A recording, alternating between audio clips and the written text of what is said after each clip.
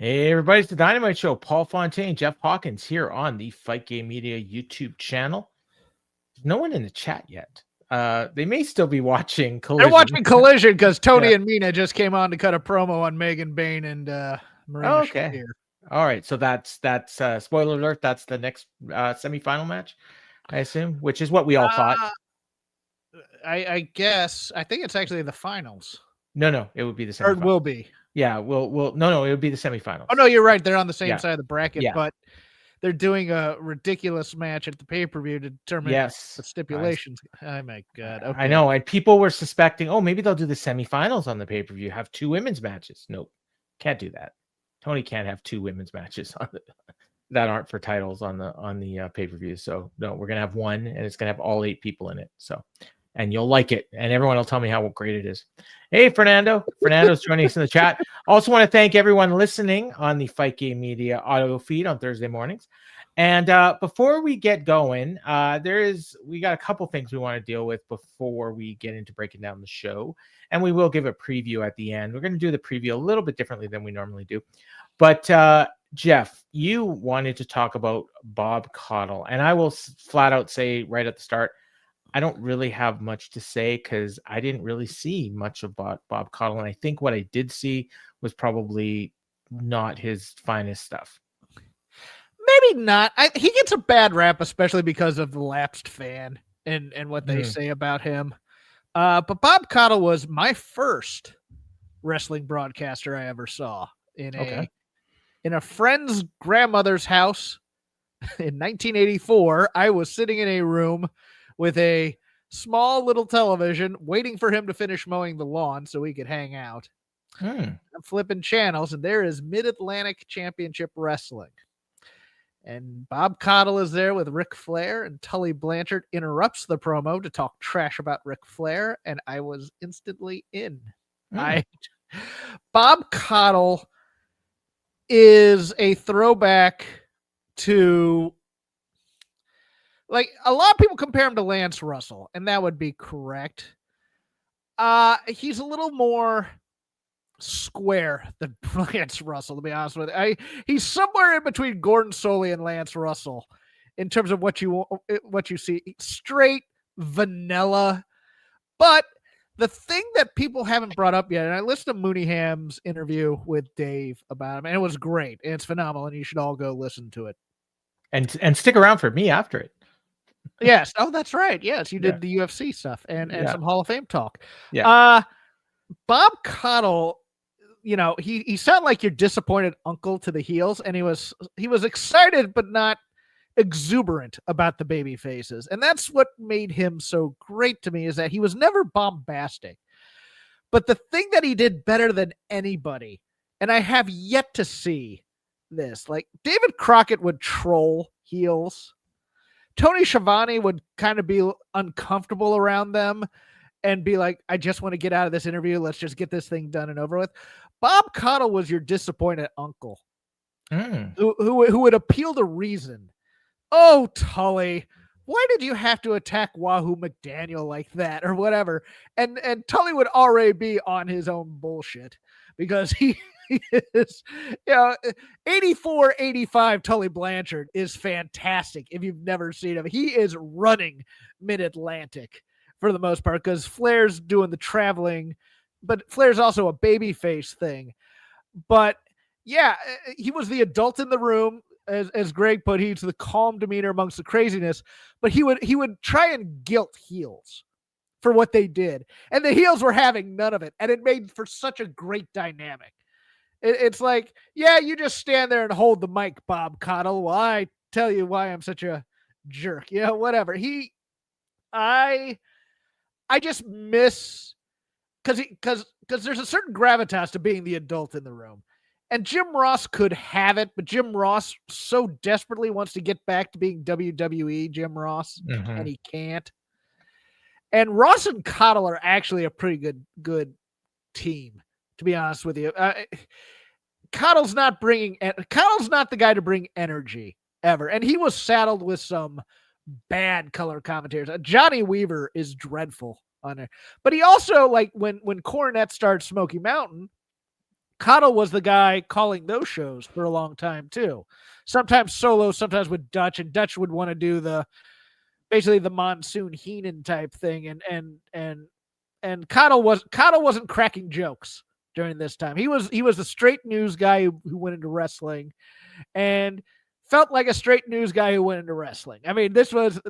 I'm just reporting the facts. I'm just doing what I say. I'm not editorializing. I'm here to do things. I'm asking you tough questions. I adored, but he always looked 75. Like I watched 30 years, and he always looked 75. Long life at the age of 95, but man, I miss that kind of. The closest thing now almost is Vic Joseph, but Vic Joseph also kind of has to get his licks in because he's dealing with a psychopath next to him and Booker T. Yeah. The hell, man. But yeah, high school principal, I like that comparison too. But yeah, for me, the thing that made Cottle stand out was the appeal to reason to bad people that were heels. That always got me. It's like he's trying to shame the shameless. And it made for such great promos. Like, they're only 90 seconds, but it's almost like, are you really questioning the fact that I beat up Dusty Rhodes or something? Yeah, like the heels just didn't understand why he was even upset. Yeah, like, why are you? Yeah. Job. This is what I do, and I enjoy beating up Dusty Rhodes, Bob Cottle. So yeah, I was just like, as you were talking, I was realizing, I think I might have been thinking about Lance Russell, or maybe even Gordon Soley, and I think you said that people thought they were the same guy, or you might have thought no. On the range, yeah, people compare him a lot to Lance Russell, but on the range of broadcasters, he's kind of Gordon Soley is way too dry and vanilla. I mean, he tries to do the things that Bob Cottle, but I think that's what in my head I was thinking of Gordon Soley, because I didn't really see a lot of Bob Cottle. I think it was mainly only on like the Clash of Champions, and then later the pay-per-views, because we didn't get the weekly TV until 91. Okay. And I think he was and for me, I only got the one syndicated show until a station out where I live picked up worldwide. So it was Mid-Atlantic Championship Wrestling. Okay. I didn't have cable either. I didn't have the 605. But when they would bring him in, he kind of had that look and that voice of that old-time wrestling announcer that, like you probably figured, was probably in the 50s was doing it, and he's still there now. And this is like the mid 80s, early 90s. And I mean, there's no way he was doing it in the 50s, because he'd have been a teenager. Curryhead has a great comment as well. Bob Cottle was square white bread Southern grandpa. That's exactly what he was. Yeah. And so, and me, I grew up in AWA territory. So I'm kind of like what Greg was putting here, like late area NWA. I grew up with like Rod Trongard. Yeah. Yeah. Ken Resnick, Ralph Strangus. Like, just these guys, they were just nothing. Like, I had to look it up because I couldn't remember their names. And then, of course, Ed Whalen in Stampede, which was kind of like what you're talking about, but a little more bombastic. Oh, who would be a good one-to-one would be Bill Mercer in the World Class. I was thinking about Bill Mercer. I was going to say, I swear to God. Yeah, like, and I've seen a little bit of World Class, so I've seen Bill Mercer. Not at the time, but I've seen it, recently, like when the WWE Network. But I haven't watched a lot of the Mid-Atlantic Championship Wrestling. I've watched World Championship Wrestling, the early World Champ, like 86, but none of the Mid-Atlantic stuff. So I should probably go back and watch some of that. Go on YouTube and find 1984, A Year in Transition. Okay. And it's great. I've been watching I was watching the Mid-South from that year. So a lot of the same people probably. Different roles. This is where Flair is Flair's a baby face. And Tully was national champion, I think, and then or something like that, and he wanted to challenge for the world title. But Wahoo turns heel and joins up with Tully, because Tully was the only guy who would actually give him a title shot as opposed to Flair. So they formed the Awesome Twosome. Oh yeah, I know about them. Yeah, and I've seen the promos. I've seen a lot. And then that's when Flair goes to Blackjack Mulligan's ranch in the suit, and Dusty's one of the guys there because Dusty had just started kind of booking the territory there. Yeah. And he ends up stripping most of his clothes off because he's trying to talk Mulligan into teaming with him to take on Tully and Wahoo. So yeah, no, 1984, a year in transition on YouTube. Fantastic playlist. Go watch all of it. All right. They did a nice little tribute on the show tonight for Caudle. They had Tony Schiavone give it and little graphic, no footage, obviously, because they don't own any of it. And that's more than, I don't think WWE did anything for him. I believe they tweeted something out. I think that's no, but nothing on the shows. Right. Like not even like, at the beginning. He wasn't a Monday Night Wars guy. It's he wasn't way but before people's time. I think people don't I'm sorry, but if this was any other sport, they would have said something like, I think so. Yeah. I was disappointed. Yeah. They may say something on SmackDown. But I will say I didn't even think about it until they did it tonight. So right. Yeah, it was like, hey, wait a minute, why didn't WWE do something? So he never worked for them, and I don't know. I'm sure he never had anything bad to say about them because Bob Caudle never had anything bad to say about anybody. No. So okay, so the other thing that I wanted to talk to you about, you watch WWE, right? Because you cover it on your other podcast. Yes. Did you like the last segment of Monday Night Raw? Like where they remind me what it was. So they had billed it was going to be the people in the men's war game match go head to head. So they brought out the Heyman team, and then they brought out the baby faces, and they had a brawl. And then Brock Lesnar came in and he whipped ass, cleaned house. And then Roman Reigns came in and he whipped ass and cleaned house. And by the end of the segment, you had your teams. Did you like it? Yeah, I liked it. I didn't love it, but I didn't hate it either. Don't you think it would have been like a lot better if they would have just had like during a match, they would have just announced, oh, hey, by the way, the War Games, we're going to have the teams, and just announce the teams. Wouldn't that have been a lot better? No, it would not. Oh, okay. Because that's how they would have done it on the show we're covering. Yes, so I know.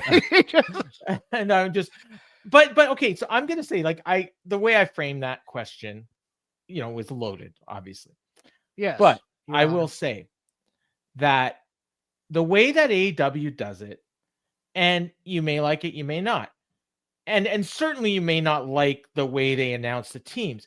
But what that does is it allows them more time to do matches.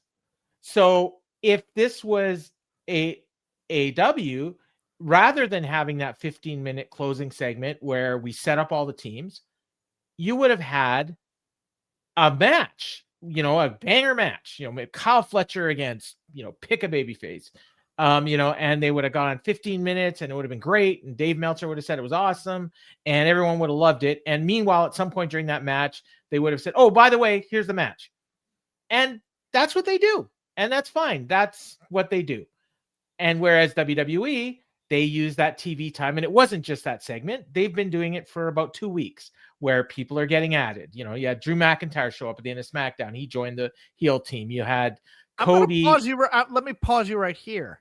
Okay. They show relationships between the teammates and how the teams are being built. And so people get more into the match. I'm sorry. I hate the way AEW does their builds. Okay. And I know you do. And I kind of am with you in a way. And what I'm saying is it doesn't help build the match, but in Tony's mind, it makes for a better television show, because rather than wasting time on talking segments and angles and this, he's given the fans matches because he loves matches and he loves bangers. And I've seen people quote, and I brought this thing up in the Discord, and and it's funny because the very first comment was, are we watching different shows? Because WWE just slapped this thing together last minute. Meanwhile, AEW's been building this women's blood and guts match for months. And I'm like, no, they haven't. They announced it a while ago. Then you never heard a thing about it. And then they announced the teams. We asked if the match was canceled. I know, because we had no idea. And they announced the teams on a random collision that nobody watched. And by the time Dynamite came, one of the people in the match was already injured and couldn't be in the match. Okay, look, neither group is perfect, because I want Like, I want the feud to be so big that somebody has to come out and go, look, we can't contain any of this. We're putting you guys in War Games. We're putting this feud in War Games. We're putting this feud in War Games. And then you have 2 to 3 weeks of them just talking about War Games. You don't have them brawl. Yeah, maybe an occasional brawl. But the brawl is being saved for the match. The interpersonal, maybe one of the team members gets jumped. Maybe there's an angle in there. But I want to hear these guys interact with one another on the team, and I want to hear them build the match, and I want to hear them talk about how, hey, this is the most dangerous match in the world because you got 10 guys in 2 rings surrounded by a cage, and the match doesn't stop until one of you surrenders. I want to know why Willow hurting you and doing all these other things. I mean, I want to know why Willow agreed to team with Chris Statlander. I want to know why. They didn't even try to explain that. They just said they alluded to it during the match. I'm just like, no, they should be on the same page. They are teammates. Beforehand, making some sort of deal. Okay, join me up, and then I'll give you a title shot or something. Why is Mercedes wrestling in this match? She clearly didn't want to be in the match. She when they did the brawl, she was like no interest in getting involved. Yes. And, you need to sell her on the match. There needs to be something in there where the Sisters of Sin go knock on Mercedes Monet's door and go, hey. Why wasn't Athena in the match? We don't know because she wasn't picked. You know what I mean? Like in on the WWE side, like we still don't know. The women's teams aren't finalized. But we've had some fake outs. We had Asuka offer Bayley a shot on her team, and Bayley's like, "No, I don't want to be on your team." The Okada match is on. Yeah, and I forgot the guy he's facing's name. Who's the luchador that's on the 6-man champ? No, it's Mascara Dorada. Yeah, that's what I thought. Dorada slips off the top rope. Oh no! While trying to give Okada a DDT onto the apron. Oh no! And it looked like it did not go well for either. Oh no! Oh, they are not. They are. That's a final Jeopardy match. I think it was Double Jeopardy. I don't. Double Jeopardy. Yeah. Yeah. And I have no idea what. You watch Blood and Guts for the violence. But you need to. The thing that's driving Paul nuts right now. No. It's I want to be very clear. Not even driving Paul nuts. Driving me nuts. Let's go with because me nuts is that they just do the minimum amount of build for it, whereas I want them to explore some things first to get me invested in the match versus just we're gonna have 5 guys doing a bunch of stunts with one another. And I want to feel like this match has been earned as opposed to it's fall, so it's time to do a War Games match kind of a thing. And they never get me there, man. Right. And WWE is just as guilty in that sense as you were alluding to. Yeah, because basically it was like it's gotten to me of late was that first women or not even the first was it the first women's War Game?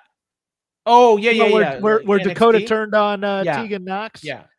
Where it was like, awesome. The McAfee one was good too. The McAfee one was great. Yeah. And even this one, I mean, it started out all right, like because they had this wild brawl, and then it was like War Games, and like okay, cool, it felt. I mean, we all know, and I mean, we were talking. I think it might have been off air, but we were talking like 2 weeks ago, and we were like, well, War Games is like less than a month away, and we don't have a clue who's on what team. That might have actually even been last week. And but yeah, like we kind of know because it's been reported, but we haven't actually seen it on TV. So now at least we have an idea.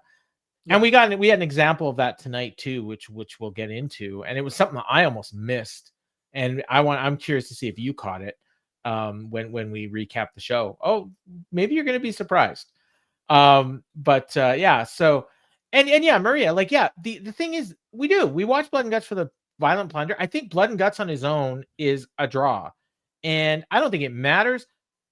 Tony could not even announce the teams ahead of time, and he could just book the show and have the match start, and we don't even know who's on the teams, and it would probably do a great number because that's AEW fans. They don't really care about the build. They just want to see the matches for Right. the most part. A lot of AEW fans, I should say. But I think it also does stunt their growth a little bit. In the sense that WWE is good at building hype for things. They're not quite as good at delivering on that hype in some cases. Sometimes they're good, but sometimes not so much. So, all right, let's get into this show. And do you have any idea? You know what? I was thinking about this. I have a friend that's at the show, and he said it's one of the hottest crowds he's ever been involved with. And I thought, oh, they're in Boston. Okay, I don't know why I didn't know that. 3,000 fans. I remember them doing like in the same building, like when Mercedes debut like a couple of years ago, did like an awesome number. Yeah. But they did 3,600 the last time they were in this building, which was November 9th, 2022. So maybe that isn't the same building they did with Mercedes, because she debuted in 23, I think. Maybe in 24. So yeah, the 3,016 fans. So not bad. That's okay for a Dynamite. They were hot at times. I thought it came across the TV anyways. Obviously, I wasn't in the building. I'll take his word for it. You know him, James, from Boston. Yeah, so he's there. I think he probably brought his kid, and he said, yeah, they had a great time. The crowd was awesome. But it didn't come off that way on TV at times. I thought during the Death Riders match, they were pretty hot. The start of the women's tag, they were hot, and then they died. And then the Bucks match, they were kind of hot during the Bucks match as well, especially when they started doing a lot of moves. But other than that, they were really kind of dead. And in fact, so we got it. This was weird. They started the show, and Excalibur does a complete lineup, and they had a lot of stuff announced for tonight. No idea what was going to be on what portion of the show, and some of it still hasn't even happened. But he ran down everything, and he didn't just do his standard like he ran down. He explained it. He went on. It took him like 3 minutes to run down the card, and I was like, "Great, okay, that's awesome." Then we get Bobby Lashley's entrance. Then we get Ricochet's entrance, and then Ricochet asks for a mic, and he starts talking, and I want to see if you think that they should have done what I think they should have done. But I want to read. I wrote down what he said. So he says, so I got a couple things to say. First of all, fly, Eagles, fly on the road to victory, baby. So the Patriots fans of the building didn't like that. He says, y'all don't remember what it's like to win a Super Bowl. I don't want to be in this state any longer than I need to. In fact, the only good thing to come out of this state is my beautiful wife. Hey, baby. Then he goes to put the mic down. He's like, well, actually, hold on. There's one more thing I need to say. Hopped for this, by the way. I need to giving the mic back to Justin Roberts and then pulling it back. He says, I need to clear the air a little bit. I talk to Tony Khan all the time. In fact, I talked to him a couple of weeks ago, and I'm surprised Ariel Helwani didn't ask about MVP. And I'm sorry, but do you think most people watching have a clue what the hell he's talking about? Because I know that Ariel Helwani did an interview with him, but I'll bet you a lot of people don't. But then he says, he didn't ask him about MVP. Well, I got to tell you, he's really old and he has dementia, because he had the gall to call our new belt the international title. Well, it's the AEW national title, and you're looking at the inaugural champion. Then he goes to stop, and he says, wait, another thing is this. This Saturday, after I walk out as the new champion, you all will give me the respect I deserve, and this big bald idiot will do it too, because I'd have earned it. And they keep going back to Bobby while Ricochet's talking, and he's just steaming. And I believe, and I could be wrong, I think the bell had already rung to start the match. I was waiting for him to crush him. Yeah. In the middle of this promo. Yeah. So he says, AEW wouldn't even have been a company if it wasn't for me. And he says, oh, by the way, I got my two homies here. And he goes over to Gates of Agony. He says, what's up? And I think he said yeet. I'm not positive, but I feel like he did. Then he says, yeah, it's not the Hurt Syndicate. It's not Jet Speed. None of them are going to stop me from fulfilling my quest for gold. I'll run through each and every one of your favorite wrestlers this Saturday and become the AEW national champion. And there's not a single thing in the world that dumb kid or that old lady can do about it. And then he turns around, and Bobby picks him up and chokeslams him out of the ring onto Gates of Agony. Now, they had a quick little match. Ricochet actually got a ton of offense on Lashley during this thing, but it was quick. Like, it couldn't have been more than 2 minutes. And then Bobby just pins him. And I'm like, why didn't Bobby just freaking spear him in the middle of his promo and pin him? Like, that's all they needed to do, and this would have been perfect. And it's essentially what they did. I mean, he still beat him in like 2 minutes and, and didn't do anything. But if you're going to do that, like, why not just go all the way with it? You know what I mean? Like, did you think that? I did, but I think it's part of the swerve. What swerve? To think that Ricochet doesn't have a chance of winning this match. Oh, of course. But I mean, you accomplished the same thing by having, so this thing went 5:24, but I think 4 minutes of that was Ricochet talking. But it was basically a squash. Yeah. For that, when Ricochet comes out, Bobby Lashley beat the hell out of him quick. But don't you think it would have been more effective to just have it be one move and a pin? What they were doing. I don't think they should have even done this match if Ricochet's winning the title, which I think he's going to. I called this the second this match was announced. You did. But he should. This is so stupid. It works against them. I don't think so. Like, I like what they did. Don't get me wrong. I like what they did. I just don't think they should do it before you're going to crown one of the guy that lost the match a champion. This decides it. Even Fernando says this took too long. I agree. Yeah. Okay. And Fernando loves everything they do. You know what? Yeah. It's very easy to stage. He's too busy concentrating on the promo. Blah blah blah. Takes the mic away. Turns around, gets speared. 1, 2, 3. You're exactly right. He's pointing at that old lady, that kid, and then he turns around to point at somebody else and walks right into a spear. And that's it. AAA Trios title or CMLL Trios title are on the line on Saturday. Okay, well, we knew that. Oh, on Saturday. They're doing this match on Saturday. I can't believe it. I thought they would do it at Arena Mexico. I really did. I think so. Or maybe it's next Saturday. I can't remember. I saw the graphic. It's probably the pay-per-view because it might be Wednesday. Okay. Well, we'll find out when we do our preview at the end. But it's Takeshita joining Okada with Hechicera. Of course it is. Yes. Because Okada and Takeshita get along so very well. Mm-hmm. All right, so we got that. Then we got an Ops promo, and this was good. It was Joe, and he says, it must feel real good. World champion, fighting world champion, tearing through the competition with reckless abandon. Well, I've been told that if I interfere in this match tonight, I will forfeit my championship opportunity. Yeah, very great. We got a champion with the company.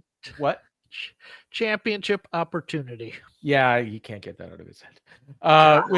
We have a champion with the company behind him.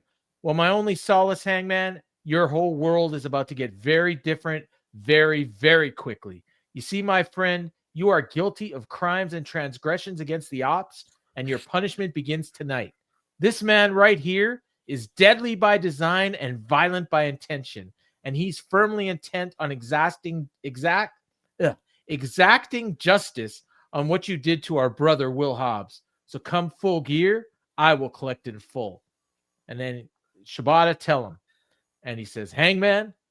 Then he says a bunch of words in Japanese that sounded really mean.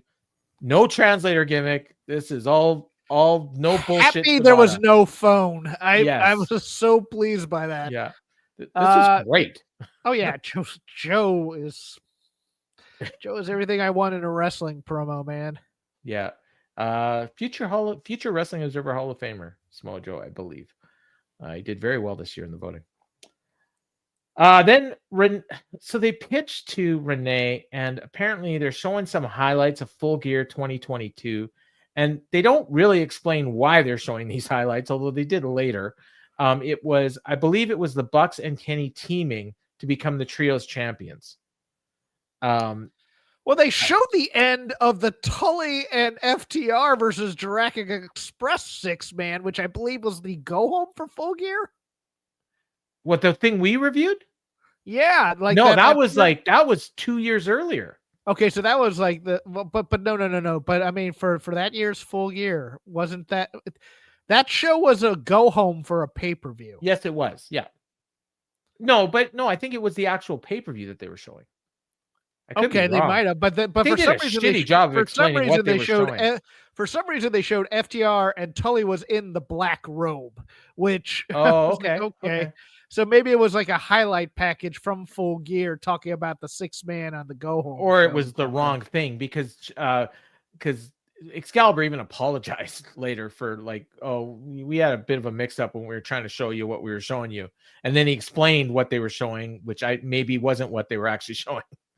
If that wasn't too confusing for you anyway. Anyways, they're watching these highlights and Renee shows up and she asks them if they're joining the Callis family. Before they get a chance to answer, Callis interrupts and said, tonight you're going to go out there and show everyone why you're the greatest tag team on the planet. And I'm even going to do my patented ring entrance for you. So that's fine. They kind of walk away and they're trying to act like they're conflicted, which is, it's kind of painful to watch. It's like, it is like watching an NXT green wrestler trying to wrestle. And so we got the Bucks and Josh Alexander against Skyflight, who I'm almost positive have never been on AEW Dynamite. And I think they have, but in like promos. I'm Like almost positive when Sky would like wrestle a solo match or something, they cut the promo beforehand because Daniels was there. But yeah, hey, Layla Gray's back on a Dynamite. Yeah. So Finally. earlier in the week, they announced, I think on Twitter, that tonight there was going to be a match, and it was going to be, we talked about it, Double Jeopardy. Kazuchika Okada against Mascara Dorada. Mascara Dorada being 1/3 of the CMLL Trios champions as part of El Sky Team. Would you believe I had two separate people that don't know each other DM or text me and ask me, or ask me when Mascara Dorada started teaming up with Scorpio Sky, and who, and assuming that it was like Top Flight. They have no idea what El Sky Team is. So I was almost positive that the reason they put this match on Dynamite was so that they could explain, no, this is Skyflight and Dorada's team, I assume they mentioned who the team is, or why should I assume that? They probably didn't. But El Sky Team is a different team. It is, and I had no idea. Someone asked me, and I said, well, I know Mystico's on the team. I think maybe it's Titan, and no, it's Neon, I think is how it's pronounced, Neon, even though it's spelled Neon. It's Mexican, it's Spanish, so it's not Mexican, it's Spanish. Collision update is now Mercedes versus Red Velvet, and I don't know. Did you see the Red Velvet promo that was put out on Twitter? I did not. It was fantastic. It was everything they needed to hype this match. Oh, so I'm sure she's gonna win. It was angry Red Velvet. And no, because we haven't seen Red Velvet in like over a year, I think, on Dynamite. But this is Collision. Jack. Might have been that match we saw was the last time she was on Dynamite. Yeah, that's very true. But yeah, so that's going on now, and I'm assuming Mercedes will win. When she wins, is that her 14th belt, or are they just going to combine it with the one she already has? Of course, it's her 14th belt, right? This match. Do you have a lot to say about it? Okay. Well, the first thing I have to say is something I probably shouldn't say, and you probably know what it is. It's about one of the Martins. Yes. Okay. Before I say it, can I give you what Don Callis had to say before the match? Sure, go ahead. Ladies and gentlemen, it is my pleasure to introduce the multiple tag team champions, the greatest tag team of the last 1,000 years, from Rancho Cucamonga, Nicholas and Matthew, the Young Bucks. And they get pyro, and they're not even scared of pyro, and Don gets spooked and runs away from the pyro. And the Bucks just walk through it, even though they've been scared every other time recently. And if you looked at the Chiron as they were coming down, it said greatest tag team ever, full stop. So I guess Callis paid for that as well. Yes. Now, for what I have to say, crowd had been dead so far, but they were pretty hot for most of this match. I wrote that Darius was really flabby. Layla Gray looks fine as hell. At Paul Ace Fontaine. Yeah. For all your weight jokes. And it wasn't a joke. It's just what it is.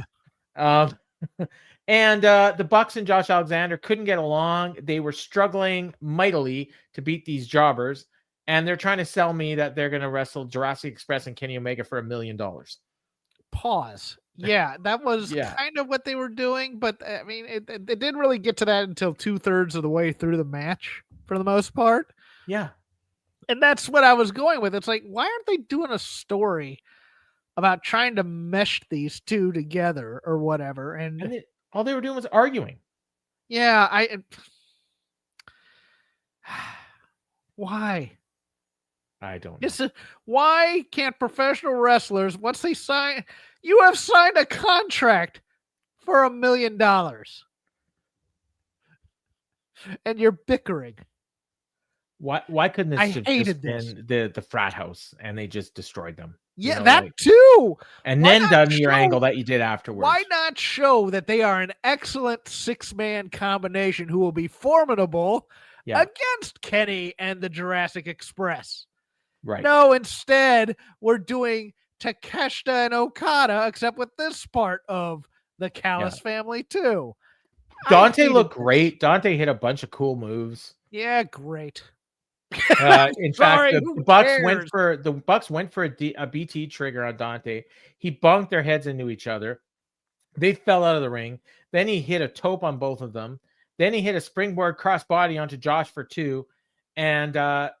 And then I blinked, and Josh had him in an ankle lock, and he was tapping. So somewhere in this match, Bryan Danielson angered me to no end by talking about, man, Dante's looking great in this match. It's like, who cares? Nobody cares about Top Flight. Nobody cares about Top Flight. Danielson, God bless him, but he's not doing it for me on commentary. Also, why are they coming out second? Why aren't they already in the ring when the Bucks and Alexander get there? Because we don't need an entrance for these guys. They are red shirts. They are Star Trek. This was out on the planet. We're not going to see him again. This was the Young Bucks and Josh Alexander in action. Is what this should have been. I enjoy Top Flight. I do too. But you know what? If you're going to do this, at least maybe give them a match last week or on Collision where they won, and then because Scorpio Sky was on Collision. Did you know that? He lost to Kyle Fletcher. Oh, that's right. Yeah. He lost on Saturday, and their reward is a 6-man on Wednesday. I don't even think he was out there. Maybe he might have got injured again. I hope not. But this was a glorified squash. There's no need. Yes and no. I mean, yes. Skyflight took 75% of the match. Why? I don't know. Because I don't think we're going to see them again for another year. You're supposed to be doing the hard sell for the people you're going to be watching on Saturday, and that's another issue I have with these go-home shows. And that's what the post-match was for. So during the post-match, Callis gets in the ring, and he invited other members of the family to come down. So out comes the B team without Lance Archer, because I think he's in Japan getting ready to tag team with Alex Zane as part of the New Japan Tag League. But so it's Mark Davis, Rocky Romero, and Hechicero. And he says, I have something important to say. What a great victory this was for the Bucks and Josh Alexander. And now, with the whole world watching, the world is waiting for Matt and Nick, for you two to make the official announcement that you are joining the Don Callis family. And then he hands the mic over to Matt, and Matt's hemming and hawing. So he takes the mic back and he says, that's okay. Stop that. Don't listen to them. Because they're chanting no. Says, I know this is a big moment for you guys. You're a little nervous. That's okay. But since we've been associated, the money's flowing. You've got your ring entrances back, limos, big matches, $1 million matches. It's in your best interest to join the family. So announce it for these people. And he says, okay, guys, I want to remind you, AEW can be a very dangerous place. The two of you walking around AEW without a family, bad stuff can happen. I would hate to see what happened to you happen to Kenny Omega. And Mr. Obvious, Tony Schiavone, explains that Don Callis is threatening them. And I love when Tony does that, though. Yeah. I do. It's so pro wrestling. He's threatening them. Yeah. Just for those dolts out there that may not have picked up on it. And then before he can act on the threat, out comes Kenny Omega, and he's got a chair. And they start running at him like ninjas in a bad action movie. And he laid out Rocky. Then he laid out Mark Davis. gets in the ring, starts brawling with Josh, and the Bucks are just standing there and watching. And eventually they pulled Kenny off. And then Josh took out his knee and he gave him the ankle lock, and the Bucks just stood there and didn't break it out. And then Callis says, Josh, let him go. Let it go. I got something better in mind. Guys, this is the announcement we've been waiting for. Grab him. You don't even have to say you're joining the family. Just grab him and show him. And he starts miming the PTE kick. And it was great. Just do this thing. I think it's do this thing. And so they set up and they look like they're about to do it. Crowd's chanting no. And then the Jurassic Express music hits and the heels bail. Jack Perry is carrying a snow shovel and Luchasaurus has a vacuum cleaner. I guess these are various things that you might clean with. And since Kenny is the cleaner, that's why they have I did not pick up on that. Well, I think they brought Kenny a broom too, because he was holding a broom during the promo they did after. Do you think that there's going to be a promo where they go, cleaner, we got this? Maybe. Well, they did a promo after, and they were all holding their weapons. Thought they might make it a cleaner match or something, but I guess they've already got $1 million in line. And so Kenny, off mic, was accusing the Bucks of joining the family, and Josh said, "Yeah, they're my family," and that was that. So, I probably did more to get me interested in the match than the match. I thought we were going to get a double tease here, where they actually do hit it when they talk about the money, and it just kind of kicks in like that real quick, and then they feel bad about it for a moment. They don't seem to care about money anymore, do they? They haven't really mentioned it, even though it's a key part. Isn't there a promo in here about money buying? Oh yeah, there is. Yeah, it's coming from Kenny. Okay, we'll talk about it. Remarkable Renee Paquette was with the Babes of Wrath, and she says, "Ladies, you're in the semifinals taking on the Sisters of Sin." And Willow says, "We were the very first women in Blood and Guts, and I threw Sky Blue into the cage and I made her bleed." And I want to pause right here, because it dawned on me. Oh no, wait, I'll wait to make the point I was going to make. And then, so I threw her into the cage and I made her bleed. And then Harley asked her, "Isn't that your thing?" And she says, "Maybe I didn't hit her hard enough." And then Harley says, "We're fun and we're bodacious, but some people don't take us seriously enough. What we do is face the best women in AEW, and we're going to be the first ever AEW World Tag Team Champions." And they both say Babes of Wrath together. And then they bump tits. And they walk away, and Renee says, "Good luck." And that was that. Harley was certainly bodacious tonight. She was. And Willow was. These women are awesome. They should be the champs. That outfit was ridiculous, Harley. Don't ever wear it again. Well, Willow was. I enjoy functionality in my women's wrestling gear. One of them actually, I think, got hurt themselves on that boob. They do, because it looked like Harley was like, "Oh, that wasn't comfortable." Right in the implants. Would you have known watching this if Renee hadn't mentioned it that they were in a Blood and Guts match last week? No. Okay, just keep that in mind. Next up, but you make a good point. It's like, where is the emotional resonance of anything from that Blood and Guts match? Okay, pause. I watched Collision. Okay. And, John Moxley was on commentary because Daniel Garcia showed up. Matt Menard opened the show on commentary, and Daniel Garcia showed up and laid him out. So it was another instance of the Death Riders laying out a commentator and not getting punished for it. And then John Moxley said, "Oh, you got an open seat. I'll sit down and I'll sit with you guys." And of course, they don't mind John Moxley sitting with them because they're not afraid that John Moxley's going to attack them after he just attacked a different announcer. And he spends the whole show, not quite the whole show, 90 minutes of the show. I think he left before the main event. And completely no-selling Blood and Guts, to the point where he even mentioned at one point, "Well, we're here. Where's the conglomeration?" Like, and then at the, at the very end of it, I guess the whole thing was he actually, by non-selling it, he actually was selling it, I think is what they're trying to say, which is lame. Yes. Yeah, he's doing it's false bravado. Okay. Yeah, he was. Okay, Maria says he was entertaining on Collision. He was. I'm not going to deny that. He's good on commentary. He really is. But that's not the role he should be playing after the show, after a Blood and Guts match. in my opinion. but tonight they go, oh, did you hear Jon Moxley just blowing off the match? Yeah. Yeah. I was like, and nobody was mad about it. No. Well, and even at one point during the women's tag, Excalibur points out, oh, Mina and Tony, they're not showing any ill effects of the blood and guts. And then later in the match, they're trying to tell us that they are that they are hurting, and that's why they're having a hard time against Alex Windsor and Rio, which they shouldn't have said the first part, but the second part was good. Although maybe show us as well, don't just tell us. Maybe they're, Mina did a promo on Saturday and her head was all taped up. I think she could have been taped up a little bit tonight too. It's only been a week. She bled a lot. Whatever. They didn't. They did their tribute to Bob Caudle here, and it was really nice. I'm glad they did it. Tony Schiavone was the right guy to do it.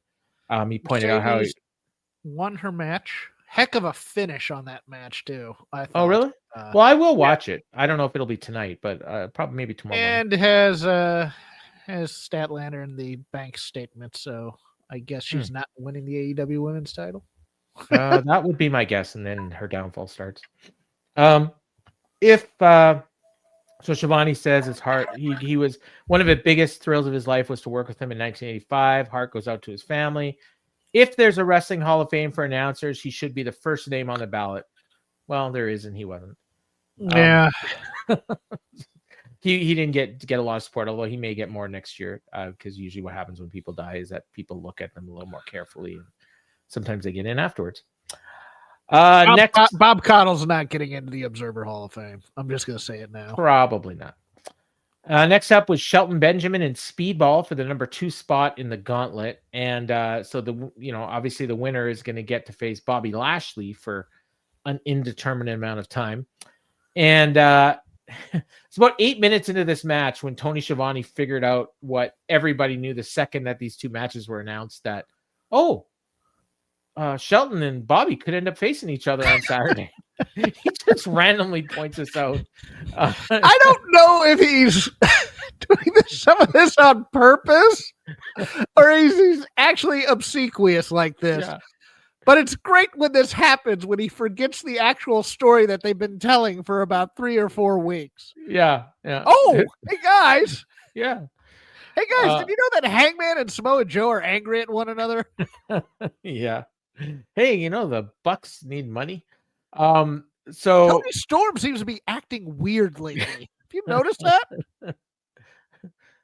Is Mercedes carrying 2 belts? MVP was on commentary for this one. How did that happen? Crowd was dead again. We got some light "We Hurt People" chant. Then there was another light "Let's go Shelton, let's go Speedball" chant. They went through a break. And this crowd was the loudest that James has ever heard, huh? He said it was the most loud and lively crowd he's ever been in, and he's been to a lot of shows. So it really didn't. I don't think he's lying. So I just think it didn't come off on TV very well. Okay. So Speedball had an arm bar. Shelton powered out of it, threw him out of the ring. They both landed on the mats. MVP here calls Shelton one of the greatest of all time. That's a bit of a stretch. They fought outside for at least a couple minutes, and then Danielson points out that Speedball can win by countout, and the ref finally started counting at that point, and MVP says he can't win that way. That would be desperate. And Shelton got up at 7 and got in the ring at 9. And then he ate a super kick and then shooting star press, and that only got 2. MVP says that would have beaten 98% of the roster. Kind of have my doubts on that one. Bailey hit the backflip into a knee drop. Then he put on the armbar again. And MVP immediately points out that his technique is bad and Shelton's going to break this. And right away he broke it. So good on him. Super kick by Shelton took Bailey's head off. And this is where, so what happened was they're in the middle of the ring and Shelton covers him. And Mike Bailey puts his leg out to touch the rope. And he is nowhere near the rope, not even close. Is that what happened? Okay. Yeah, and the ref stopped counting. And his shoulder was up. No, it wasn't. Yeah, no, it wasn't. But that's what they tried to tell us. I thought Bailey had been knocked out. I think he might have been. I think he did get his leg up, and maybe Shelton told him, put your leg up or something, or kick out or whatever. because I think that he was supposed to fall near the ropes, and then he was going to get his leg on the ropes, but he didn't. And then he just got back up, and then Shelton, if this guy was knocked out, this was bad because he hit him with a German release suplex. Then he hit him with another super kick, and then he just pinned him. And I'm like, damn, if they were just going to beat him anyways, why didn't they just count 3 on the first one? Yeah. Like, the match only went like 15 more seconds. Not even. I don't know. This is the second Shelton match this has happened in. Lady B makes a great point. They were in Boston, and they didn't even spend the entire show promoting Monet. I didn't even realize they were in Boston until we started doing this show. Like, it's like it was such a non-factor. But well, I'm sitting there watching the show, and when he goes, and when he's wearing the Eagles jersey, I go, who is he trying to troll? Are we in Texas? Right. Yeah, that's what I know we're not in Dallas. We were just there. And yeah, I had no idea. I don't think they mentioned it. And if they did, I just didn't pay attention. But I knew they weren't in New York. Again, you're a promoter. You should be promoting these things. But instead, it's like everybody's going to watch these banger matches. They don't want to hear promotion for it because they already know the matches because they read it on Twitter when I released the card 30 minutes ago. And Mercedes was on Collision. So that was... but she's a draw for your company. You want them to watch that third hour for Collision. True. Well, yeah, but they didn't tell us. Well, I guess they did. I guess but going into this show, the thing that was being hyped the most was Kenny Omega's coming back. Kenny's gonna be here. Mercedes and Red Velvet was kind of a throw-in. I mean, it was announced, and they did a little bit of plugging, but they should have been. I had forgotten it was on the show because they never plugged it during. They announced it last week, but they didn't do any promotion for it. They just announced that it was happening. Lady B wants to know your thoughts on the production of what happened with Mike and Shelton. Like, what could have helped it? count or the old WWE rule. The ref needs to treat it like a shoot, and if his shoulder's down, you count the 3, and then you get out of there and you figure it out. Because I thought he was knocked unconscious. The other thing they could have done is you could have had the ref put his hand under the shoulder as he's doing the count and make it look like his shoulder was up. No. Okay. Just count the 3, and if it's a mistake, we'll figure it out. Because the weird thing is when they did that, I thought, oh, well, Speedball must be winning. Because otherwise that would have just been the finish. That's what I thought too. I go, exactly. I mean, see, this is the kind of mistake that it doesn't matter because he's losing the match anyways. So just count the 3. But it's we need to get that. We need to get that finish in. We need to get our shit in. So yeah, that was bad. So then we got Moxley and Claudio versus Orange Cassidy and Roderick Strong. Now, I want to point out here. I'm watching the show and I'm watching on a delay. I usually start at about, half hour in. And I think I was a little later than that this time, about 35 minutes in. So I'm watching this match and I'm in and out of the Fight Game Discord and I see people talking and I noticed a comment. I actually think it was from Lady B. And she mentions that something about, that was an underwhelming announcement of the Continental Classic. And I'm like, wait a minute. I didn't see any announcement of the Continental Classic. So I look at the timestamp and it was 7:44 my time. So, 8:44 Eastern, 44 minutes into the show. And I look at where I am in the show and I'm an hour and 5 minutes in. So I'm like, how did I miss this? So I rewound back and it was during the match. They put up a little graphic and Excalibur briefly mentioned Continental Classic kicks off next week. With first round block of matches or whatever. And that's it. Really? Yeah. We're not even going to have a show okay. And then in this match, they did the same thing, except he talked about it a little bit longer. Now, he mentioned that the tournament starts next week. He did not mention what the tournament is, what the winner gets. He did not mention a single person that's in the tournament. He didn't mention the fact that there's blocks. I guess they just assume we all know that because we've all been watching AEW since the beginning and know all this stuff. And And I will say there's people that have no idea whether or not the title is actually up for grabs in this tournament. Or if it is it just the Continental title or is it the whole unified title? Because because it's been unified with the international title, not to be confused with the national title, which is defended internationally in other promotions. So pay attention. There'll be a quiz on this later. So I think the winner of this tournament will get the Continental title only. So if it's not Okada, I believe that the winner will have I believe those titles will be split up again. But I also think it doesn't matter because Okada's winning this tournament. So, but again, I don't even know if he's in the tournament. I assume he is, but they didn't tell us. So this goes back to what I was saying. This is what I mentioned earlier when I said they did something like this again tonight. Because again, they did nothing. We didn't have anybody lobbying to be in the tournament. We didn't have qualifying matches for the tournament. We didn't have the announcers speculating, oh, I wonder who's going to be in the field this year. Last year's tournament was so great. They maybe during Ricochet's match, you mentioned he won the gold block last year, or maybe it was the blue block. I know he won a block. Anything, something.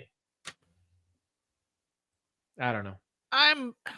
Lady B's hoping that they're asked about it on the pay-per-view call. Yeah, for the 45 people that'll listen to that, and not the 400,000 that we're watching tonight. Maybe after something about the women's division, Sam can slip in that. I think what they should do is announce that they're going to announce the blocks on the tailgate brawl before Full Gear. Get people to tune into that show.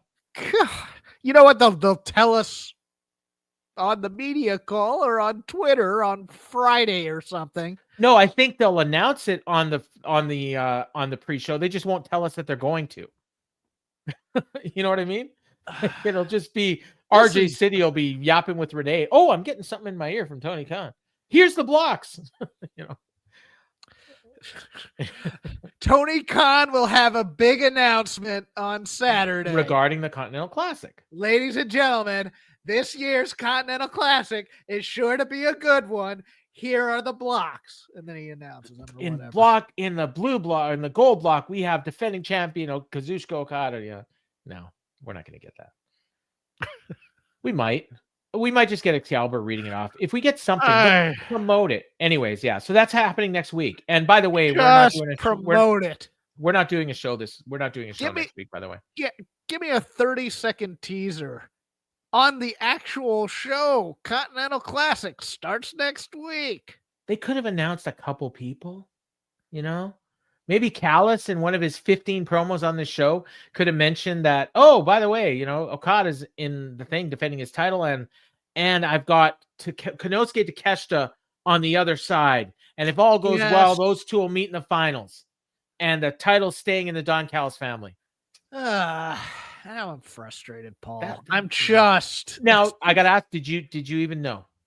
No. I thought it was, I remember it's in December, but it's one of those things. So you missed the announcement. You watched the show knowing that. I heard the announcement. I heard the announcement. But I thought the announcement was next week we're going to announce the people. No, next week the tournament starts. And we still have no idea when these women's tag team titles are going to be crowned. Not a clue.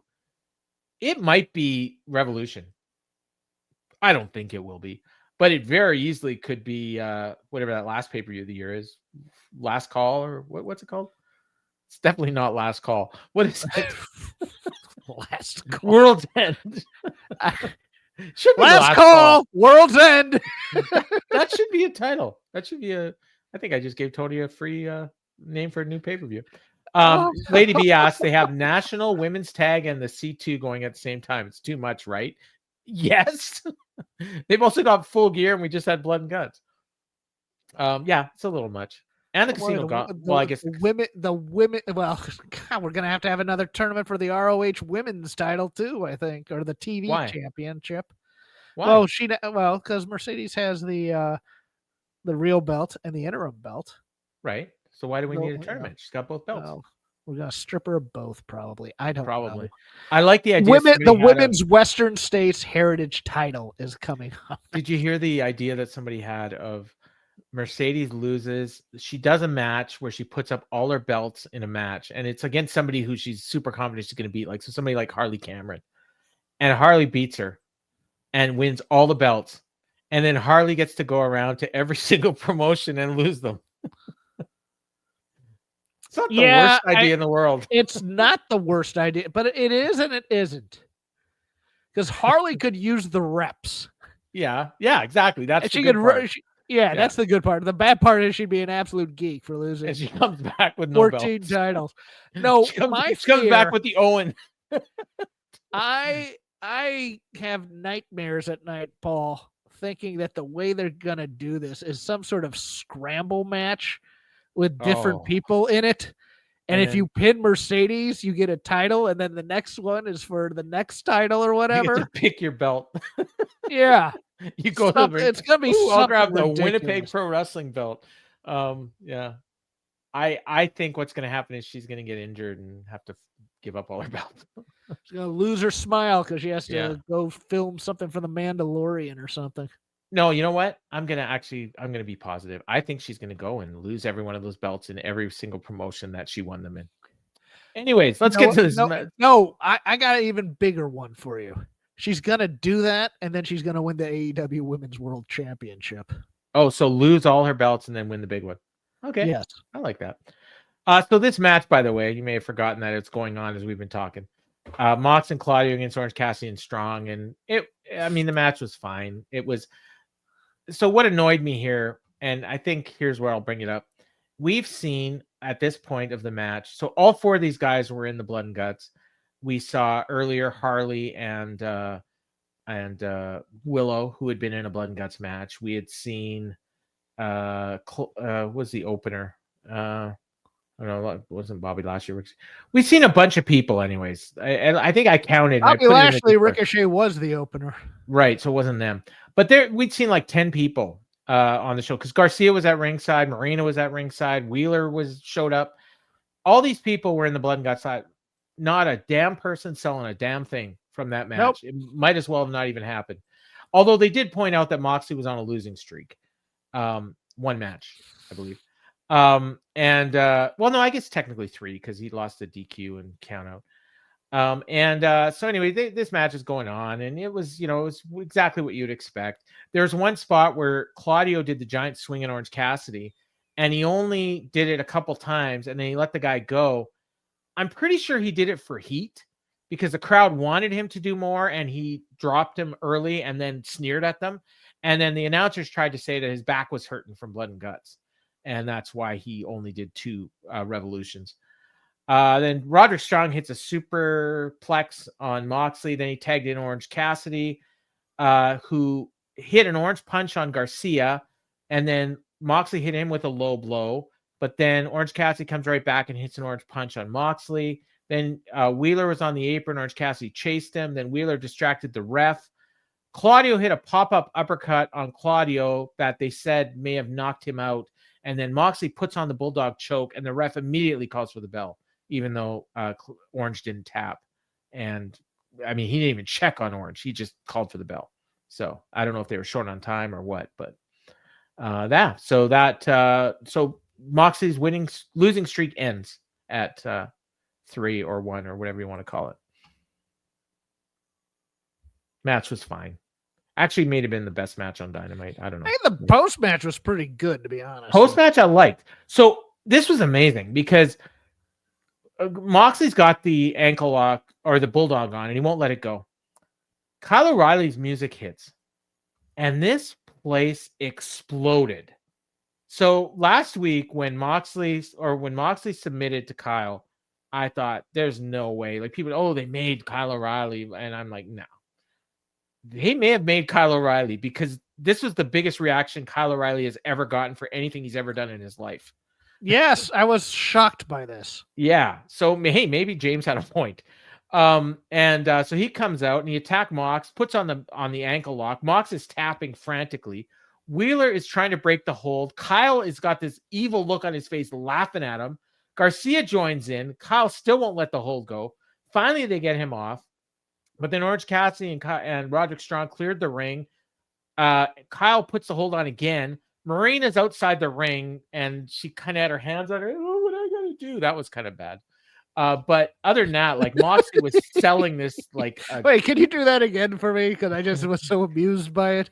Marina is outside the ring, holding her hands like, oh, what am I doing? I think she may have those words maybe even come out of her mouth. And at this point, I wrote down, acting right now. I don't know what to do. Right in the middle of my notes, I wrote, "Where the fuck is Pac?" And I guess he was backstage filming a promo. The refs are trying to pull Mox off. Finally, the Death Riders got him out of the ring. He's selling his ankle 1,000,000 times harder than he sold anything from Blood and Guts. Yes. He's limping. He needs to be carried by like everybody in the Death Riders to get away. And Kyle grabs a mic and cuts the promo of his goddamn life. I want to fight you at Full Gear, John. Since you've given me a taste for blood, I want no holds barred, just like Blood and Guts. The history book will say you tapped out. And that was designed to get the crowd to chant you tapped out, but they were just so into Kyle. They didn't even chant it. They were just cheering, going nuts. Like this was great. Amazing. This was amazing from Kyle O'Reilly. Yes. Who is generally a net negative on promos. But again, he's angry. He starts basically in the middle of his promo and just says what he wants. There's no BSing around here or storytelling or anything like that. I hate you. I want to break your ankle. I want to fight.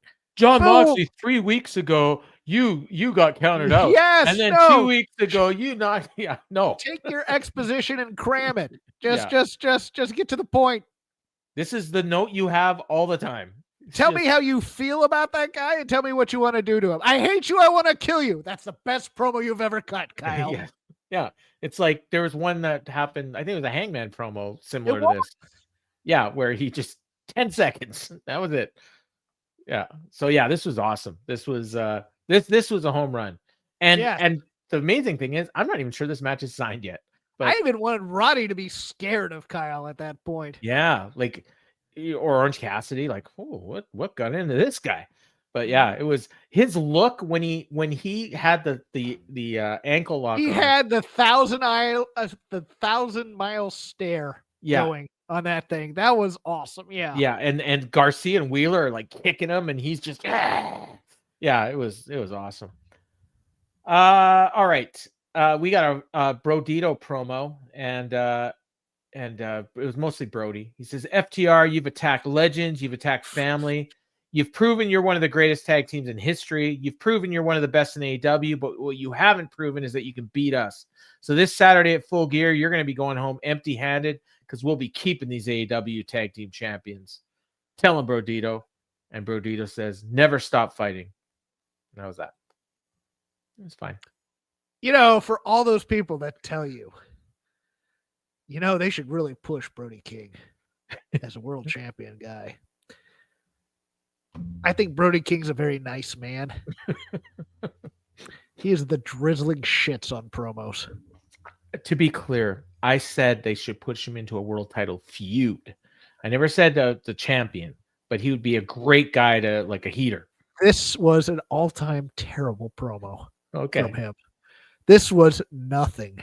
This was a combination of two of the worst things. No emotion, exposition. Oh, and the I respect you promo, which I hate. I hate the I respect you promo when we're sure I pile drive your grandmother, but I respect you as a team, you know, with that kind of crap. I know. He might as well have said at Full Gear on Saturday, yeah, you're going to be walking out with those titles, but I'm going to be kicking Bandito's ass when that match is over. And Bandito looks at him like, what? Never mind. Just do your catchphrase. This is why that him and God, I can't remember his name anymore. Buddy Matthews. Oh yeah. Buddy team never went anywhere. The Dogs of War or whatever. Buddy Murphy, Buddy Matthews. No, Buddy Murphy was WWE. It was Buddy Matthews. Yeah. Yes. Yeah. I got it right. I was there. I know you got it right, but you had me wondering. Maybe it was something else. Buddy King. I was thinking. But for God's, this was him. He memorized this promo and he recited it. Yeah. That's what this was. I mean, yeah. I was just thinking about something from Raw. It was like, it might have been last week when Nikki Bella had this look on her, like she had this look on her face, like Stephanie, I'm about to turn on you, and it was like the whole match.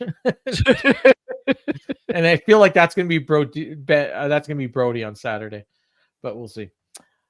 Then they showed Mercedes walking down the hall with 2 of her belts, and they put up a graphic for the match she's gonna have later tonight. That was all we got to promote that.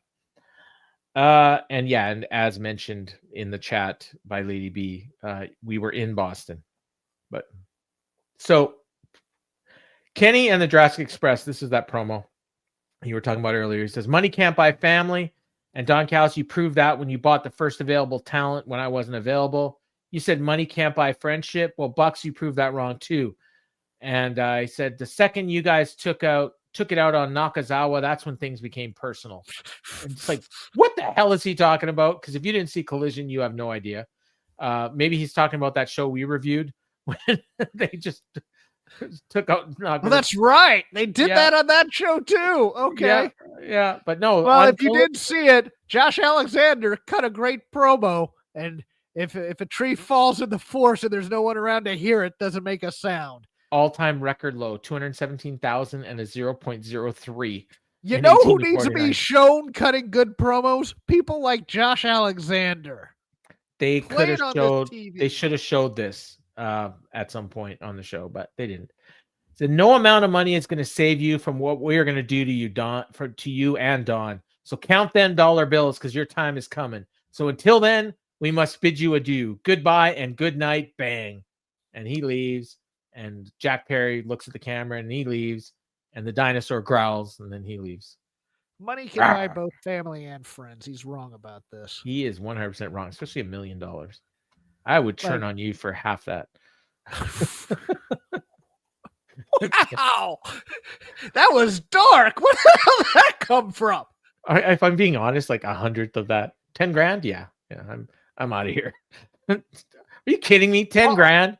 Paul has named his price on ending our friendship. That's not the friendship. I just said the show. I just said I had a friend drop for nothing. Women marry for money. That becomes a family. Yeah, you can buy and friends. Look, if you're buying drinks, everybody's your friend. That's what this is true. This is true. Next, we got the women's tag team title tournament match, we're still in the first round. This thing was announced in September. We are almost at Christmas.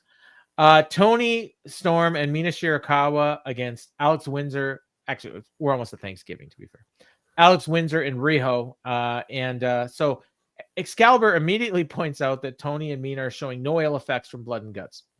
And I'm thinking, shouldn't it be part of the match that they are showing ill effects? And that's why they are, not having a hard time. So the crowd was into this at the beginning, but the match was, I charitably called it sloppy. Rio in particular was off on a lot of what she was doing. And then later on in the match, and this is like even before the first commercial break, they start saying that Windsor and Riho are fresher. And so that's why they're dominating. And it's like, why did you even bother with the first thing if that was the story? And that should have been the story. So I'm eating it in the chat over. I know you deserve it. Clap, clap, clap, clap, clap. Yeah, well, 10 grand is 10 grand. Is it Canadian or American? How's the exchange rate these days? Yeah, I think it'd have to be American. So right before I think it was before the break, maybe it was after, Riho did a dive on Tony and Mina outside the ring, and oh my god, this girl weighs 70 pounds. She looked like she weighed 200 the way she landed on them. Like I've seen like 400-pound guys that did not land as hard on two people as she did. She dropped like a sack of bricks on these two. And they dropped to the ground. The crowd died as the match went on. Later on, I'm just gonna, because this match. Look, let's just cut to the chase. I hated this match, Paul. Okay, I wasn't a big fan of it because it was a comedy squash for the most part. Yeah, there was Windsor and Riho got nothing out of this. It doesn't matter if they hit a few moves. They got nothing. Well, to be fair, when's the last time we saw either one of them? We were hyping. Rio's a former AEW Women's Champion. She deserves some respect at least. Yeah. This thing was Mina shaking her things and they did a spot where weird comedy where Mina put on the figure 4 and then Riho reversed it, but then Tony went in and re-reversed it, and then Alex went in and re-reversed it, and then Tony was going to re-reverse it again, and then Alex says, "Don't you dare!" Yes, and they headbutted each other, and they fell on them, and then the fans chanted, "This is awesome!" Yeah, if you want me to take your women's division seriously, don't do these matches. That's what I'm saying. I love their women's division, I do, but man, this match. They're going to be the tag champs. I think they're going to lose to the Power Babes. To Willow. Okay, I hope so. I want them to now. That's the problem. I like that better than Babes of Wrath. Power Babes. But Power Babes of Wrath. There you go. Anyways, would be God. How do I forget her name? The giant woman. Terry Power. Oh, Megan and Marina. And somebody.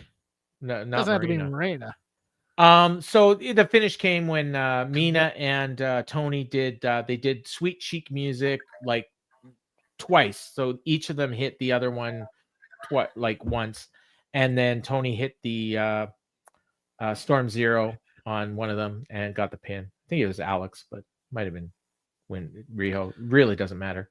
And then wonder, but it shouldn't have been a tournament match. No. And they shook hands after, and then Mina and Tony kissed. Just a light little peck. They didn't make out or anything. And yeah, what? You gotta give us the play-by-play on. Well, I'm just saying. I said they kissed. I didn't want people to think they did sometimes. Right. They do I don't think anybody thought session. that. No. You're descriptive enough, Paul. So then they pitched to Renee, who has an update on the tournament. And I thought, okay, we're going to get backstage. But no, it's Renee. They've got her picture up on the bottom of the screen, and she's just talking. And so it's like an old-timey report coming in. And need to tell you that the tag team division... Yeah, so she says, so with that win over Riho and Alex Windsor, Tony Storm and Mina Shirakawa advanced to the semifinals of the tournament. We got one remaining spot in the semis when TJ takes on Marina Shafir and Megan Bayne. Really great. So the 4 teams, and breaking news, I'm just told that the 4 teams that earn spots in the semifinals will meet in a 4-corner tag team match. Okay, so I was wrong. I thought it was an 8-person, like a 4-on-4, but I wrote down a 4-corner tag team match. And the winner of that match will choose the Stips in their semifinal match. And I'm like, what? What did she just say? Like, if I hadn't wrote it down, there's no way I'd have remembered it. That's okay, because you didn't need to remember, because they changed it by the end of the show. Oh, they did. So or they changed it to I believe they changed it to a 4-team Texas Tornado match. Okay, well, that's not that different. But the winner still gets to choose the Stip. Yes. Well, no, it's different that all 8 people, nobody has to tag anybody anymore. Oh, true. But why are they choosing a Stip in a tournament match? Have there been any Stips in any of the tournament matches so far? No. Okay. All right. And they already did one match where the winners got to pick their opponents. I hope it's no interference. I thought that that Renee was actually going to say, as soon as she said it was a 4 corners match, I thought they were just going to crown the champions. Fuck the semifinals. We're just doing it. That's what I thought too. I thought all 4 teams will, you know what? Yeah. We're not even doing a tournament anymore. We're just going to do one match and the winner gets I think one thing that you can guarantee, whoever wins this 4-way, they are not winning the tournament. Correct. Yeah. Okay. As long as we're clear on that. What this does is give Tony and Mina a chance to call a stipulation against Megan Bayne and Marina Shafir for revenge for blood and guts. Right. And they may even end up losing. And then you can do the baby face deal. I gave them the stip on Collision on the big screen, and I missed it. Okay. Well, we'll probably get it when we do our preview. So. Okay, cool. Right. They pitched to Alicia Toot, who got her one appearance, and they actually said who it was, so I didn't have to struggle because they usually don't when it's her, and I never know who it is. They're But always so polite. Also, thank you for no yeah, for no she says to physicality. Mark Briscoe and Kyle are there with Don Callis, and she wants to thank them for no physicality. Then she asked him to explain why they agreed to such high stakes. So Kyle said, well, I'll answer that, Alicia. I'm supremely confident. I have 3 victories in 5 matches, and when I win, I will break the record for most title defenses in a single TNT title reign. And no DQ means a clear winner and a clear loser. And Mark Briscoe, you're going to thank us when you have to join the Don Callis family, and I can't wait to see how you thrive under a real family. And Briscoe says, don't you talk to me about family. I respect my family every time I step in the ring. I fight to feed my family. I fight beside my road family, the conglomeration. We fight together. We bleed together. When I agreed to these stipulations, I knew that failure is not an option. This Saturday, TNT title on the line. I will not be leaving my family. I will not be letting my family down. As a matter of fact, I will make my family proud. And then he immediately gets attacked by Okada and Hechicero. And Don Callis steps in and he says, you're going to make your family proud. Well, I'm going to make your kids orphans. That was a good line. That was. And then an even better line was Kyle Fletcher says to Okada, I want to thank you and Hechicero for not agreeing to no physicality. That was great. And then Okada says, well, I'm glad I could help because I know Takeshita couldn't. Protokada. That was great. I adored this segment. I actually, you know what? Mark Briscoe is always fantastic. The beatdown was great and everything. But the funny part, the best part to me was Fletcher giving the build and the reason why he did this. And also compliment. I like you, Mark Briscoe. Yes. I can't wait to see you thrive in the family. I thought that was a little awesome twist to it. Not can't wait to torture you when you're part of the. No, I want to see you thrive in this Don Callis family. And now that's the most interesting thing about this whole thing, even though they're not going to pay it off at all. But it is an interesting thing. I might be most interested in this match than anything else in the pay-per-view. It has real stakes to it. Because I like it. And either one could happen. Yes. Like Fernando wants Mark to win. I mean, everybody wants Mark to win, but you also kind of curious about seeing Mark in the Callis family. So the problem is they've made it so interesting for Mark to join the Callis family that you kind of don't want to see him win, which is also a hallmark of why it's the best built match on this card. Exactly. Yeah.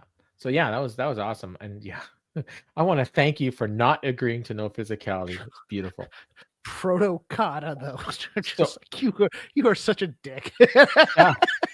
So, you know, the only thing that would have made it better is Takeshita could not be here to help you because he's a bitch, and then do the Protokada. The one time he could have actually done his catchphrase, and I would have popped. So earlier I asked where the F is Pac. Well, here he was, and he cut a great video package. You know what? This always happens. He goes away for a year and a half and he comes back and he cuts an awesome promo on video. Yeah. And then he gets hurt like 2 months later. Yeah. But I love his promos are always menacing. That's the great thing about Darby Allin. I owe you a sincere apology. I promised I would break your neck. In reality, that didn't happen. Instead, I sent your charred corpse to the burn unit instead. Well, maybe I did both. Nobody's seen or heard from you since. I get it, Darby. You're probably intimidated, certainly scared. At Blood and Guts, maybe I took things too far. The boy who never quits. Do me a favor and answer me a question. A legitimate competition. No weapons, just me and you. Truth is, when you're stripped of all your bells and whistles, there's no way that someone like yourself can compete at the level of a legitimate athlete like me. Oh, it's beautiful. Your accent was really good on that one too. Oh, thank you. I don't do accents very well, but I wasn't sure. I thought it sounded like a little. I do a limited one. Well, I did a little bit. I was like King of the Cruiserweights. You know, that's about as much as I can get out of Scottish. I can do like, I'm gonna make you lick my ball sack, Darby Allin. You know, but yeah, no, this was beautiful. I loved it. And that's yeah. another one I'm looking forward to. Darby and Pac. And I don't even know what's happening because they haven't announced it yet. Although I assume it is. I assume it's happening. I assume Gabe Kidd's somehow involved. Yeah, I don't know. And then we got our main event. And so it was Katsuyori Shibata and Hangman Page. Samoa Joe was out there on commentary. And Hangman attacked Shibata. Stop for a moment here because they also had Statlander out on commentary for Red Velvet and Mercedes. If there was one trope that AEW stole from WWE that they can let WWE have, it's look, Joe's great. Yeah. Joe's the exception to the rule. I don't like having the guy that's about to face him out on commentary there in front of the thing. I think it distracts from the match. I think I just hate the trope, to be honest with you. Half the time it's because they have nothing to say, but with Joe, or they distract, like Tony Storm. Yeah, because it's got, oh, here we come, distraction finish, blah, blah, yeah. No, I mean, just even the commentary distracts from the match. Yes. Like Tony Storm would do that. Mariah May was really bad with that when she would be out there with Nigel trying to pop him. That's true, yeah. Yeah. Luckily, she's in the other company now, and they don't have her do that because nobody's going to sit next to Booker T. So Joe, the hell, man. Yeah, what the hell? So Paige attacked Shibata. He'll just do random ones like that. It Yeah. just drives me nuts. I'm like, shut up, dude. Suck it, ducky. Quack, quack. So he's still wearing his jacket. And Joe is incredulous. And he said, this is your champion. This is championship conduct. And then Danielson reminds him that he can't get involved or he's going to lose his title match. And then, so they get to the ring. The ref calls for the belt. And immediately Shibata kicked Hangman's head off. Joe is laughing his ass off. That was awesome. Joe's fantastic. I will never say a bad great. word about Joe. He just gets pro wrestling on every level. The one guy on this show that sold anything from last week was Hangman, who comes out here with his ribs all taped up, and he won his match with Powerhouse Hobbs, but he was selling. And so essentially it was basically a squash match. I mean, they went through a break, but it wasn't long, like maybe 10 minutes. 10 minutes and 48 seconds. And yeah, like 3.5 minutes that was in the commercial. So, but Hangman won clean. So what happened was Shibata had an ankle lock. Hangman made the ropes. Then he puts the ankle lock on again. This time Hangman's boot came off. And then he put it back on and he hit the buckshot for the win. And then they cut to Joe. He wasn't happy. And then the credits came on and that was it. But what happened was as the credits were coming on, it looked like Hangman was bracing for something that might be coming. But again, they cut to commercial and they went to Sports Center, at least here in Canada. So Collision, you have to switch to another channel to watch it. So I don't know what happened once it switched. But you said Hangman cut a promo, or did Joe attack him? No, he cut a promo on Joe. Okay. So he basically reaching back to it. You know, he's like basically saying, you know what? If you saw me in my last cage match, I may have to do what I did there. Oh, okay. All right. And then what's the date today? The 19th? So on quick Collision results, Marina and Megan beat TJ to advance. Kazuchika Okada won the double Jeopardy eliminator match. So there's going to be a 6-man match at some point for the CMLL trios titles. And Mercedes unified the world television title with the interim world television title in Ring of Honor. So she wins another belt, we believe. Or maybe that belt just replaces the interim. I don't know. I assume she's going to have both. Yeah. All right. So let's go into Full Gear. And what I want differently, normally we'll go through the card and we'll say, who do you think is going to win? And I think that's kind of boring. So instead of saying who's going to win, I want to ask you, are you more interested in this match or less interested in this match than you were before tonight's show started? All right. Okay. So we got the pre-show and oh my God. Okay. So that's the most honest. That's the most honest moment we've had on this show for a while. Well, no, because I saw one of the matches that's on the pre-show, and I can't believe it's on the pre-show. But okay, so first up, we knew this one. Boom and Doom, which is AJ and Big Boom AJ and QT Marshall with Big Justice in their corner against RPG Voice of Rocky Romero and Trent Beretta. I guess we probably are like neutral because they didn't do anything to build that, right?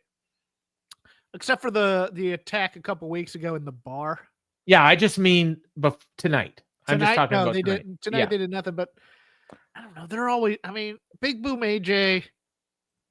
I mean, I don't have as much of a problem with them as other people. No, I think AJ's great. Like he's he's a decent enough worker. He's a big galoot and he's fun. Yeah.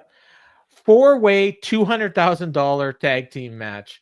And it's not the Acclaimed, Mark Castor and Anthony Bowens, versus the Bang Bang Gang of Austin Gunn and Juice Robinson, versus Big Bill and Brian Keith, aka the Pin Eaters, versus the Outrunners. I guess I would say neutral on this one again, because they never even mentioned that this match was happening tonight. Yeah, neutral, but man, I'd love to see the Outrunners win. Max Caster and Anthony Bowens are going to win, and they're going to be arguing about what to do with the money. Yes. Yeah. Okay. This is the one I was like, oh my God. The match that Okada won to get the trios title match is on the pre-show. It's Kazuchika Okada, Konosuke Takeshita, and Hechicero against Mascara Dorada, Mystico, and Neon for the CMLL World Trios title. Are you more or less looking forward to it than you were before tonight? Well, less, because it's so obvious to me that Hechicero's eating this pin while those two bicker. Yeah. Well, I would say I'm more because I didn't even know it was happening. So technically I'm more, but I can honestly I don't know if you watch that match, you ain't going to be excited for it. I wish this match was happening at Arena Mexico on a Friday and not on a pre-show on Saturday on an AEW show. So, okay. Chris Statlander, Mercedes Moné for the AEW Women's World Championship. More or less excited? More. Okay, and I will say, based on what you told me about Chris, but that was based on me watching the match tonight. So, and based on what you told me about Stat, I'm going to say less because she wasn't great on commentary. But to be fair, I'm probably neutral. Hangman and Joe for the AEW World Championship in a steel cage. I will say I'm more excited based on what they did tonight. Based on what they did tonight, yeah, more. Okay. This has been built up really well, actually. Way better than our last match. And it's all Joe for the well, I won't say all Joe, but it's mostly Joe. And that should be the main event, right? Title match, the world title should. That's gonna be hard because you don't want the women's title match to be a cool down either. So what do you put as a cool down match on the main card? Don't do a cool down. Just do Darby Allin and Pac. Well, then they're gonna be. Oh, okay. There you go. Yeah. Tag team match for the AEW World Tag Team Championship: Brodito and FTR. I am neutral to begin with, but I love FTR. So I mean, I'm slightly less just because of the promo that Brody cut. Yeah. $1 million trios match. Winners receive $1 million. Kenny Omega and the Jurassic Express, Young Buck versus. I'm more because I like the angle they did. I am not looking. I'm less because the Bucks acting is gonna be so much a part of this match, and it's like when they did the Young Bucks versus. The match was good. It was another match. It wasn't the Hangman Omega versus the Bucks, but I think it was like Hangman versus Omega.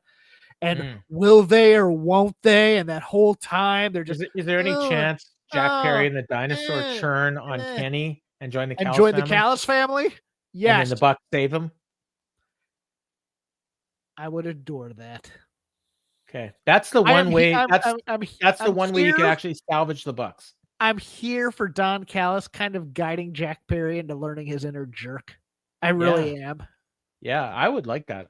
That's what I'm calling for that. Okay, Casino Gauntlet match for the inaugural AEW National Championship. The only two participants we know for sure are Bobby and Shelton, because theoretically that match could end before anyone else gets in the ring. Right. More or less excited for that? Less. Okay. Because I think it's also going to be a bickering match that leads to a Ricochet stealing the pin. Because I think Lashley and Benjamin are going to be fighting it out and shoving each other, and then Ricochet somehow steals it.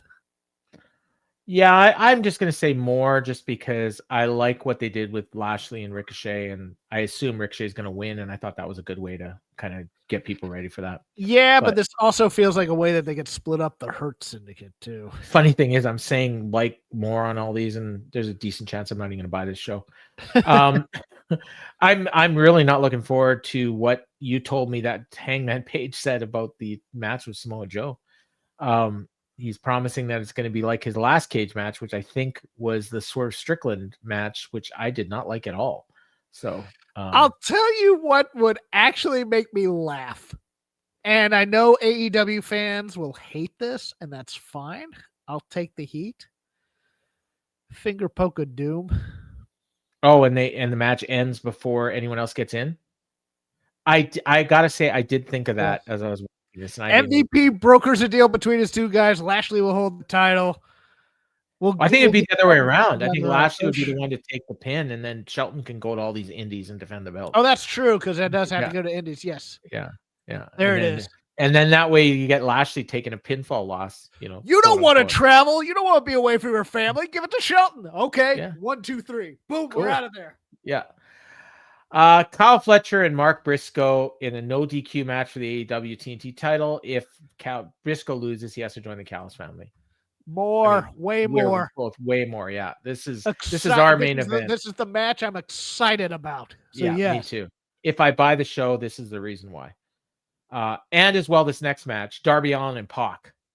And I am definitely in favor. I'm more in favor of this just because of Pac's awesome promo. Pac's promo was great, but he's basically saying, Darby, you're going to have to wrestle.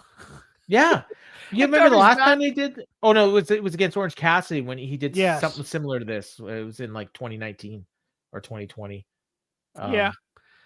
But Darby can wrestle. Remember they did an angle?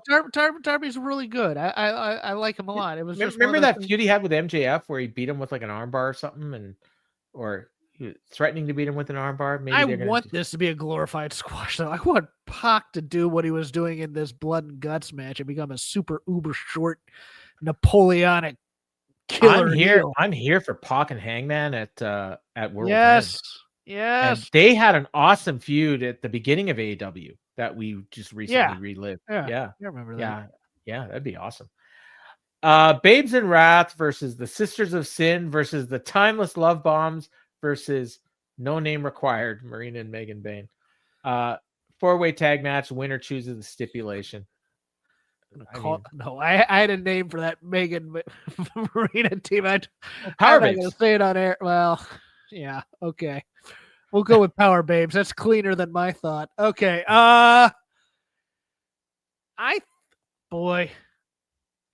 think I don't know. Did anybody watch Collision? Did they say what the Timeless Love Bombs said on their promo? Did they give a stip that they were thinking about? Because I think they're going to win it. Let me do a quick. Although it makes more sense for Marina and Megan to win, put the stipulation, and then the Timeless Love Bombs beat them at it. So I'm going to go with them. I think Megan and Marina win it. Well, the last time they did something like this, the baby faces named their stip and then ended up losing. That's right. Yeah. Okay, I'm looking at a recap of the show. I'm not gonna say it, Curryhead, because you said there was a promo, right? There was a promo. I don't know what it was, but it looked like there was like some sort of stip. Oh, there was a Tekla promo. That sounds great. And I'm not. Well, it was because the Sisters of Sin were talking, and then Tekla came in, and she said, "If you thought Blood and Guts was sick, Babes of Wrath are in for some toxic shit in the semifinals." She's great. Give her all I the don't see belts. it. I do not. Okay. Oh, wait a minute. Oh, here we go. What No. about Timeless Love Bomb. Storm saying they pitched their show to God, and he ordered the entire box set. This weekend, they won't stop until they wear Bane and Saphir's skulls a pearl necklace. If they win the match, they could pick any stipulation like apartment wrestling or a Taipei death match. And once John Moxley sees what they do to his little women, he'll piss himself with blood.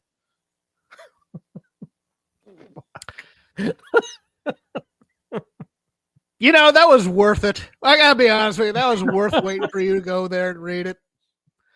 Oh my God. Boy, it's gonna be one of those two teams.